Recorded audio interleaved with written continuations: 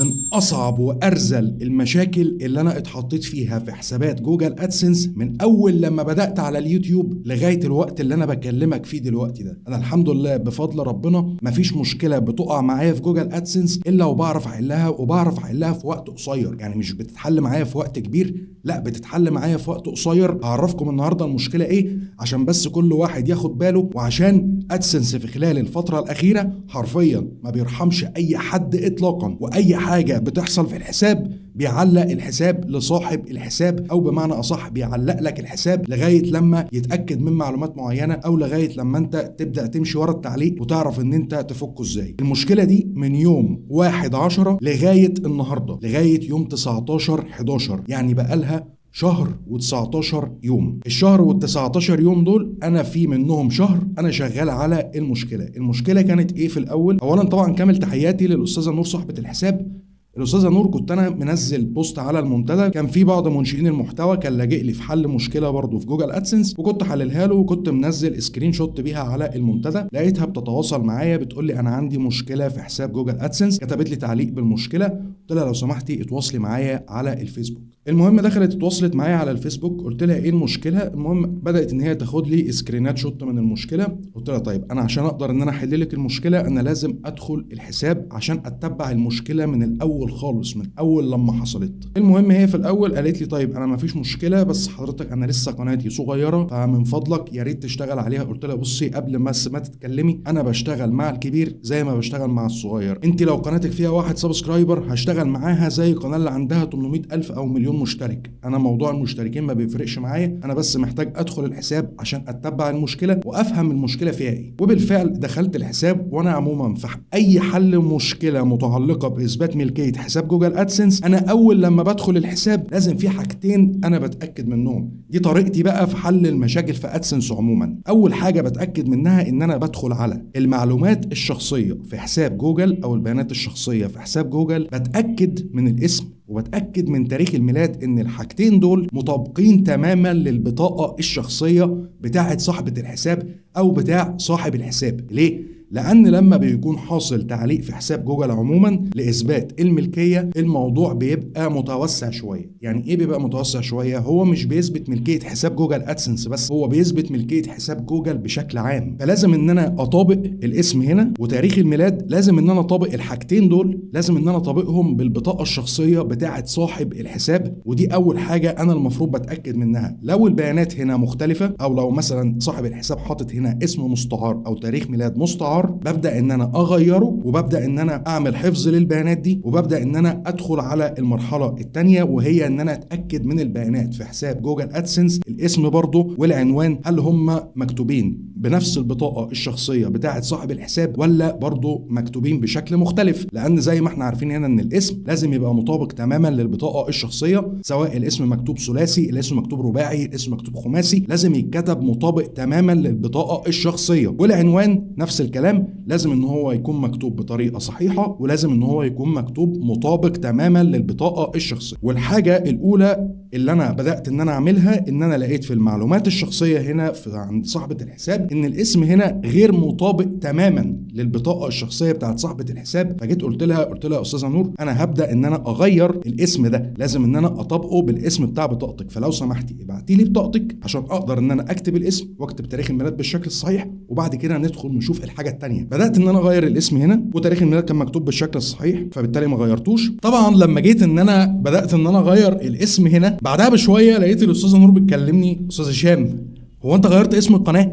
قلت لها اسم القناه ايه اللي انا غيرته؟ انا ما دخلتش على القناه اصلا، انا كل التعامل بتاعي على حساب جوجل والتعامل بتاعي على جوجل ادسنس، لكن انا القناه انا ما جيتش ناحيتها. المهم دخلت على القناه بالفعل، لان الحساب ده حساب القناه هو حساب جوجل ادسنس. دخلت على القناه لقيت اسم القناه فعلا متغير. وهنا كانت المشكله اللي انا وقعت فيها، ودي مش عيب اطلاقا ان انا اقولها، ان انا لما جيت غيرت الاسم هنا في المعلومات الشخصيه بتاعه الحساب من جوه حساب جوجل، بدا ان هو يغير كمان اسم القناه. واللي بدات ان انا افهمه ان في بعض حسابات جوجل بتبقى فيها ارتباط قوي جدا ما بين الاسم في الملف الشخصي او في المعلومات الشخصيه في حساب جوجل باسم القناه. فلما اصبح ان انا لما جيت غيرت هنا الاسم، دي مش بتحصل في كل الحسابات على فكره، دي في بعض الحسابات فقط لا غير. فلما جيت غيرت هنا الاسم بدا ان هو يغير اسم القناه. قلت لها اسم قناتك كان ايه؟ قالت لي على اسم القناه بتاعتها. بدات ان انا ادخل اغير او ارجع بمعنى اصح اسم القناه من اول وجديد تاني، وبدات ان انا اعمل له حفظ وتم تغيير اسم القناه. ودي كانت المشكله اللي انا مش يعني،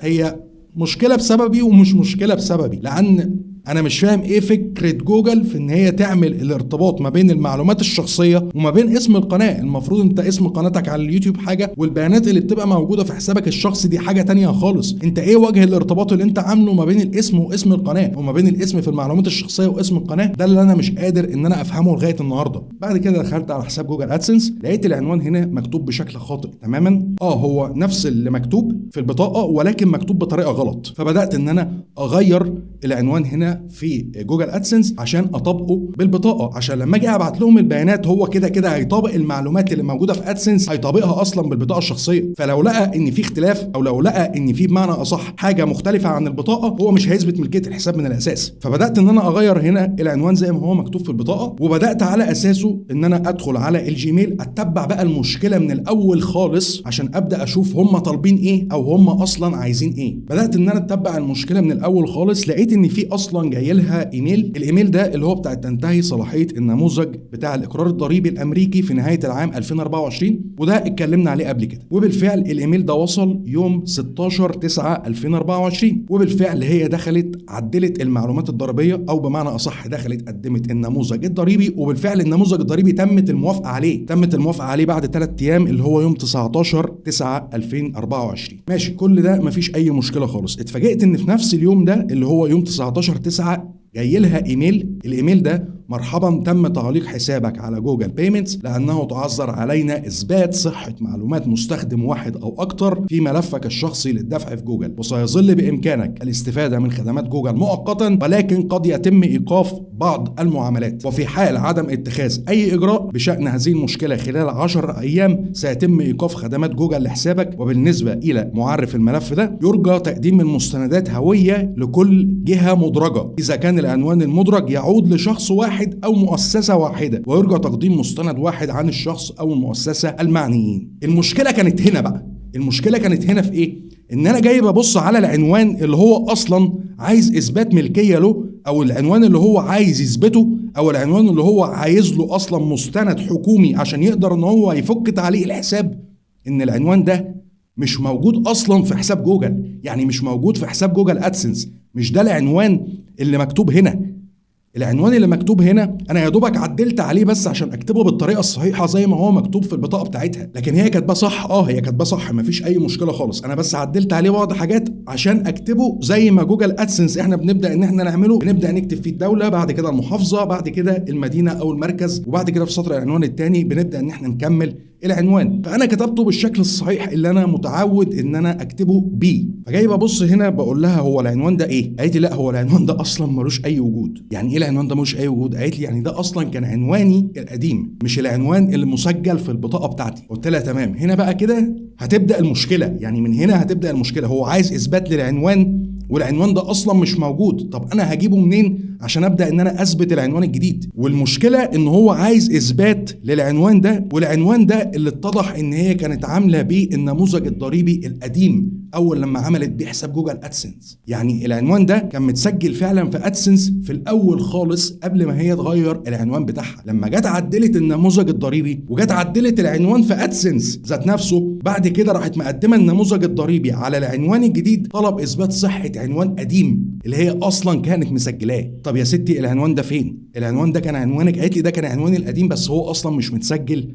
في البطاقه بتاعتي. هنا بدات ان انا ابص على الحساب، قلت همشي معاهم بقى خطوه خطوه، لان المشكله دي مش هتتحل في يوم وليله. يعني مش مجرد مثلا ان هي تتحل في 48 ساعه ولا في 72 ساعه ولا الكلام ده اطلاقا. لا، الموضوع هياخد شويه وقت، ولكن ما كنتش اعتقد ان هو هياخد كل الوقت ده. المهم بدات ان انا اتبع برضو الايميل. دخلت على الايميل لقيتهم باعتين ايميل: نشكرك على تخصيص الوقت اللازم لارسال معلوماتك، ويرجى تقديم صور واضحه ومقروءه من المستندات لنور احمد والعنوان المذكور، واذا لم يكن نور احمد هي صاحبه الحساب فيرجى تقديم علاقه هذا المستخدم بالحساب وتاكيد اسمه القانوني وعنوانه. فبدات هنا ان انا ابدا ان انا ارد على الرساله اللي هم باعتينها باشعار معين انا لازم ان انا اكتبه كده، ما ينفعش ان انا خلاص ان انا افتح نموذج اثبات ملكيه في الوقت الحالي. انا استهدفت ان انا ابدا ان انا ارد على الرساله دي بالمعلومات اللي هم عايزينها باشعار معين انا بكتبه، عشان اقدر ان انا اقول لهم ان العنوان القديم ده غير العنوان المسجل في بطاقتي، عشان يقدروا ان هم يثبتوا ملكيه الحساب. وبالفعل ده اللي انا عملته. مرحبا فريق دعم جوجل ادسنس،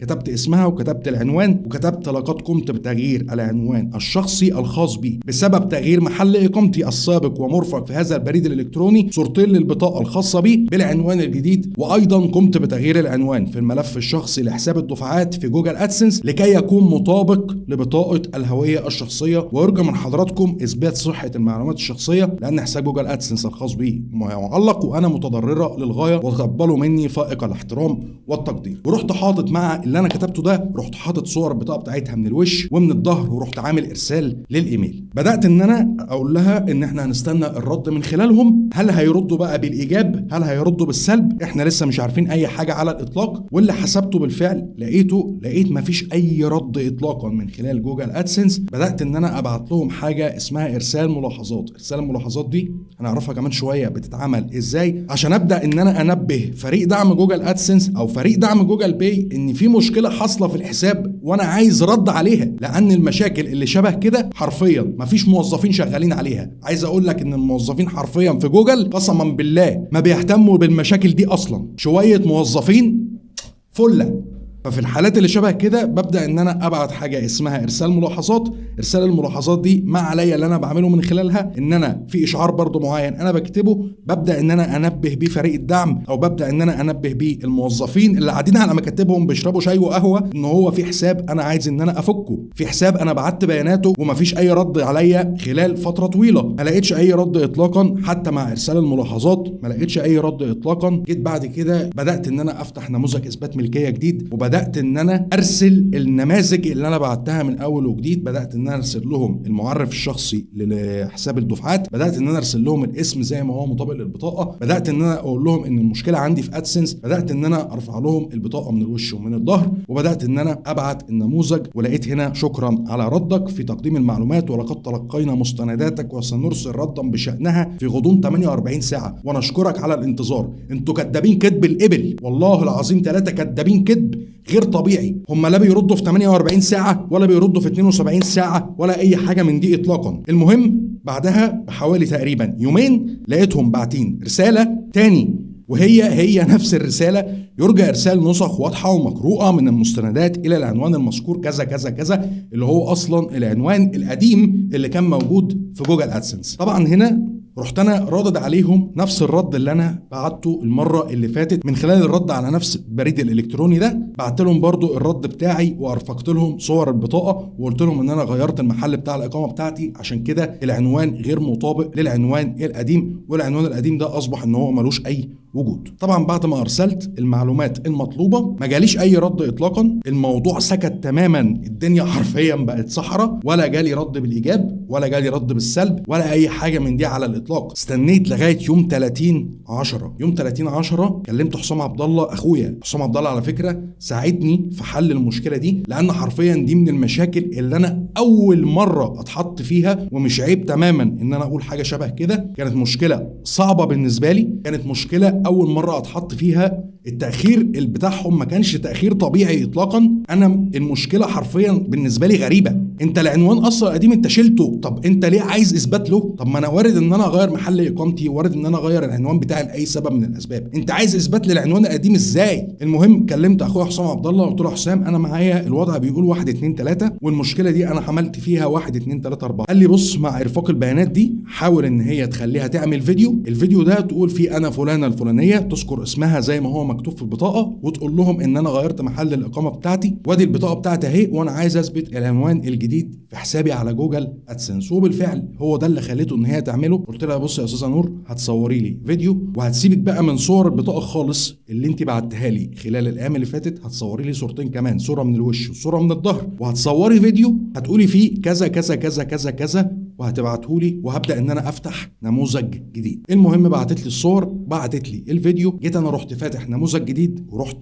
راسل في المعلومات دي ورحت راسل في الفيديو اللي انا قلت لها ان هي تبعته. يعني باجي بعد ما انا برسل النموذج او بعد ما انا بفتح النموذج باجي بعمل رد على الرساله دي بان انا برضو بكتب الاسم بتاعي، بكتب العنوان، وبكتب رجاء سرعه الرد على اثبات الملكيه لان حساب جوجل ادسنس الخاص بقناتي معلق وانا متضرره للغايه، وبرفق مع الايميل ده برفق معاه صور البطاقه من الوش ومن الظهر، وارفقت كمان معاه الفيديو اللي حسام عبد الله قال لي ان هي تصوره واللي هي بالفعل بعتته لي. اول ما بعت النموذج بدات ان انا استنى تاني او استنى رابع، بعد كده رحت داخل مكلم فريق الدعم بتاع يوتيوب. فريق الدعم بتاع يوتيوب حرفيا، وانا مش مكسوف ان انا اقول حاجه شبه كده ومش مكسوف تماما ولا خايف من ان انا اقول حاجه شبه كده، فريق الدعم بتاع يوتيوب محتاج دعم. بس محتاج دعم ليه؟ لما انا الجا لهم في حل مشكله، او بمعنى اصح اقول لهم ان انا عندي مشكله وانا باعت النماذج يقولوا لي ابعت نموذج، دي مش حاجه منطقيه اطلاقا. يا جماعه انا فاتح دلوقتي 4 نماذج وردد على رسالتين، فين الرد؟ استنى الرد. طيب انا مفيش رد بيجي لي، ما هو مالوش وقت محدد. ازاي مالوش وقت محدد؟ انتوا كاتبين في الرساله 48 ساعه، لا مالوش وقت محدد. طب انا عايز احلل المشكله، مفيش حل، استني. طبعا فريق الدعم بدا ان هو ما يفيدنيش باي حاجه اطلاقا، قفلت الدردشه في وشهم عادي جدا بدون اي مشكله. بدات ان انا استنى الرد من خلالهم. طبعا يوميا بعمل برضو ارسال في الملاحظات، بدي تنبيهات ان في حساب متعلق. من بعد بقى ارسال اخر نموذج ومن بعد ما انا اتواصلت مع فريق الدعم ما طلعتش منهم باي حاجه اطلاقا. انا ماشي الخطوات كده صح، انا مش ماشي غلط، لان التاخير كده التاخير مش مني، انا مش عامل حاجه غلط في الحساب، انا كده ماشي الخطوات ماشيها بشكل مظبوط، والمشكله هتتحل. يعني الموضوع بدا يدخل معايا بقى في قصه العند. انا مش عامل حاجه غلط في حسابي، انا مقدم لكم الحساب وانا غيرت محل اقامتي، محدش له عندي حاجه، فالمشكله هتتحل، الحساب هيتفك. استنيت لغايه يوم 13/11 كلمت الاستاذه نور قلت لها بصي انا التاخير قسما بالله ما من عندي، انا التاخير احنا عاملين كل حاجه بالشكل المظبوط، مقدمين كل حاجه بالشكل المظبوط، التاخير من الشركه، هم ما بيردوش، مفيش رد ولا بالايجاب ولا رد بالسلب، هم حرفيا ساكتين خالص. فالتاخير كده مش من عندي، مفيش قدامنا غير ان احنا نستنى. قالت لي والله انا مستنيه وسايبه كل حاجه على ايه؟ على ربنا ثم عليك. جيت قاعد بقى كده قلت هنعمل حاجه وانا ورزقي، ويا صابت يا خابت. قلت طب ايه المشكله لو انا جيت دخلت عملت رد على جميع النماذج وجميع الرسائل اللي هم باعتينها من اول لما التعليق خالص حصل في الحساب؟ ايه المشكله لما اعمل رد تاني بالبيانات الجديده اللي انا ارسلتها في النموذج الاخير، يعني بالصور الجديده اللي هي بعتتها مع الفيديو اللي هي بعتته؟ ايه المشكله لما اعمل رد على جميع الرسائل دي وجميع النماذج دي؟ وبالفعل بدات ان انا افتح هنا كده زي ما انتم شايفين، افتح جميع الصفحات دي وافتح كل الرسائل اللي كانت مبعوثه من جوجل في صفحات مختلفه بالشكل ده، وبدات ان انا اعمل رد باشعار معين برضو انا بكتبه، وبدات ان انا ارفع صوره البطاقه من الوش وصوره البطاقه من الظهر وارفع الفيديو. ومع كل ده انا بدات ان انا اعمل ارسال كله مره واحده في وقت واحد. اول لما عملت كده عشان اثبت لك بقى ان الزن على الودان امر من السحر، اول لما عملت الموضوع ده وبدات ان انا ارد على جميع الرسائل في وقت واحد، لقيتهم بعتين لي رساله: نشكرك على ارسال معلوماتك، في الوقت الحالي تم تصعيد المشكله المتعلقه الى فريق متخصص لاجراء مراجعه اضافيه. قسما بالله في ساعتها لقيتهم بعتين لي الرساله دي: ملاحظه الى ان نتحقق من معلوماتك او من صحه التفاصيل الوارده في حسابك، قد لا يكون بامكانك الوصول الى بعض الخدمات، ما علينا. اول لما بعتوا لي الرساله دي رحت مكلمها قلت لها انا عملت كذا كذا كذا كذا كذا كذا، ودلوقتي المشكله المفروض ان هي اتصعدت لفريق مختص. طيب هل انتوا مثلا كنتوا مستنين ان انا اعمل كده عشان تعملوا الموضوع ده؟ انا لغايه الان قسما بالله انا ما عارف. المهم قلت خلاص مفيش مشكله، كده الوضع هيبدا ان هو يمشي بالشكل المظبوط او هيبدا ان هو يمشي بالشكل الصحيح، حتى ولو التاخير حصل، ولكن هيبقى المره دي التاخير هيبقى في محله، هيبقى تاخير ايجابي مش هيبقى تاخير سلبي. وبالفعل بعد الرساله دي انا ما عملتش بقى اي حاجه اطلاقا. ما كانش ينفع ان انا ابدا ان انا افتح نماذج تانية، ما كانش ينفع ان انا ابدا ان انا اعمل اي حاجه تانية غير ان انا اعمل ارسال ملاحظات. ايه هي ارسال الملاحظات؟ ان انا بكل بساطه لما باجي بدخل على مركز المساعده بلاقي هنا كده في حالات مفتوحه، الحالات دي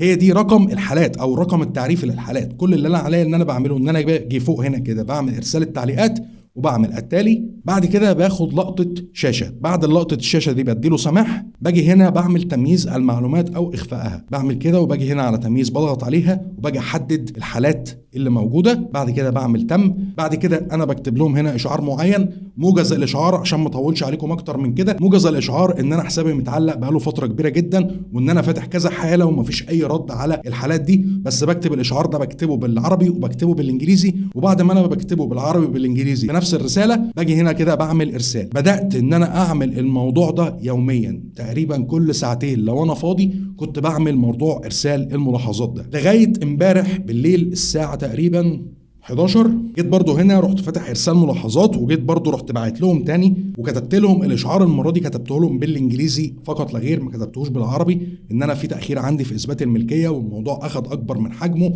والموضوع بدا ان هو يزيد، وانا بفتح نماذج والنماذج ما بتردش عليها، وعملت رد على الرسائل والرسائل ما بتردش عليها، والحساب متعلق ومش عارفه ان انا اثبت صحه معلوماتي، مش عارفه ان انا افك التعليق بتاع الحساب. وبالفعل جالي رساله بعد الموضوع ده بساعه: تم اثبات ملكيه الحساب، نشكرك على الاستجابة لطلبنا بالحصول على المعلومات، لقد راجعنا مستنداتك ونؤكد أنه تم إعادة تفعيل حسابك. وهنا تم إثبات ملكية الحساب بنجاح. وهنا لازم أن أنا أنبه على جميع منشئين المحتوى اللي بيمتلكوا حساب على جوجل ادسنس. المشاكل في ادسنس ما بتنتهيش، انت لو عامل حاجه غلط في ادسنس مش هيفوتها لك، دي الحاجه رقم واحد. الحاجه رقم اتنين، اي حاجه او اي كلمه انت بتكتبها في حسابك لازم تكون مطابقه تماما لبطاقتك الشخصيه، منعا ان انت تتحط في المشكله دي. المشكله بتطول، المشكله بتطول في بعض الحالات اللي بتكون شبه المشكله اللي معايا دي. المشكله بتطول، المشكله بتطول لو المشكله كبيره، لان حرفيا جوجل الموظفين فيهم هم مش منتبهين اصلا لمنشئين المحتوى ولا يمتوا المنشئين المحتوى باي صله في المشاكل اللي شبه كده. معرفش ايه السبب، هل على ما يبداوا ان هم يدخلوا البيانات الجديده على قاعده البيانات، هل عشان ايه بالظبط؟ انا الى الان انا مش فاهم التاخير ده بيكون بسبب ايه. التاخير ده لو كان حاصل على قناه مثلا كبيره او لو حصل على قناه بتاخد ارباح كتير، الموضوع كان فعلا كان هيسبب ضرر كبير جدا وكان هيسبب مشكله كبيره جدا لاصحاب الحسابات دي. ولكن الحمد لله رب العالمين قدرت ان انا احل المشكله. وهنا لازم ان انت تشتغل على المشكله دي. لو لقيت تاخير منهم لازم ان انت تبدا ان انت تتعامل مع المشكله بشكل تاني وبشكل صح عشان تقدر ان انت تحل المشكله. لازم ان انت تعمل ارسال الملاحظات. انا واحد من الناس بصراحه عشان ما اكونش كداب معاكم، انا موضوع ارسال الملاحظات ده انا ما كنتش بعترف بيه من الاساس، ولكن جاب معايا وبنسبه 90% جاب معايا. فلازم ان انت تشتغل على المشكله بشكل صحيح، لازم ان انت تشتغل على المشكله بشكل مظبوط عشان تقدر ان انت تفك الحساب بتاعك بالشكل الصح، وتبدا ان انت تزن عليهم عشان يقدروا ان هم يتنبهوا ان في مشكله في حساب وانت مقدم كل حاجه بالشكل المظبوط، عشان يقدروا ان هم يثبتوا لك ملكيه الحساب او يثبتوا لك صحه معلوماتك في الحساب بتاعك. طبعا بشكر صاحبه الحساب جدا على ثقتها فيا، دي الحاجه الاولى. اخويا حسام عبد الله طبعا بشكره شكرا جدا ليك، لان انت كنت سبب، والسبب يعني مش هقول لك من ضمن الاسباب، لا انت كنت السبب الرئيسي في حل المشكله دي معايا. بشكركم جدا. ولا يا ريت من فضل حضراتكم اي واحد منشئ محتوى ياخد باله من التعامل مع جوجل ادسنس. طبعا بعتذر ليكم جدا لو الفيديو طويل شويه، ولكن حبيت ان انا اعرفك كل حاجه بالتفصيل، وحبيت ان انا اطرح عليك المشكله عشان لما تيجي لا قدر الله لو انت اتحطيت فيها تقدر انك تتعامل معاها بالشكل المظبوط. لو عندك دلوقتي اي استفسار او عندك اي سؤال تبقى تحت في الكومنتات هتلاقيني برد عليك. سلام.